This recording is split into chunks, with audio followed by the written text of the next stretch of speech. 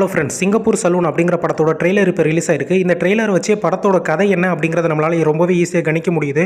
படத்தில் வந்து பார்த்தீங்கன்னா ஆர்ஜே பாலாஜி சின்ன பையனாக இருக்கும்போதே தன்னோட ஊரில் ஷாஷா அப்படிங்கிற ஒருத்தர் வந்து சலூன் கடை வச்சிருக்காரு. அவரை பார்த்து தானும் ஒரு பார்பர் ஆகணும் அப்படின்னு சொல்லி ரொம்பவே ஆசைப்படுறாரு. ஆனால் அதுக்கு அவருடைய ஃபேமிலிலையும் சரி, அவரோட காதலிக்கிற பொண்ணு எல்லாருமே எதிர்ப்பு தெரிவிக்கிறாங்க. ஆனால் அந்த அத்தனை எதிர்ப்புகளையும் தாண்டி ஆர்ஜே பாலாஜி ஒரு சக்ஸஸ்ஃபுல் பார்பராக ஒரு மிகப்பெரிய சலூனை ஓப்பன் பண்ணுறாரு.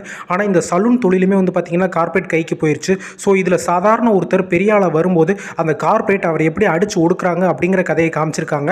அப்படி அடி வாங்கி கீழே விழுந்ததுக்கப்புறமா ஆர்ஜே பாலாஜி எப்படி திரும்பவும் தன்னுடைய தொழிலில் வந்து ஜெயிச்சு காட்டுறார் அப்படிங்கிறத படத்தோட மெயின் கருவை எடுத்து பேசியிருக்காங்க.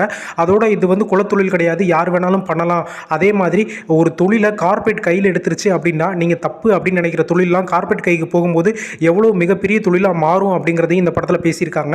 இந்த படம் வந்து ஜனவரி 25 ரிலீஸ் ஆகுது. இந்த படம் ரிலீஸ்க்கு அப்புறம் இந்த படத்தோட ஃபுல் ரிவ்யூ பார்க்கலாம்.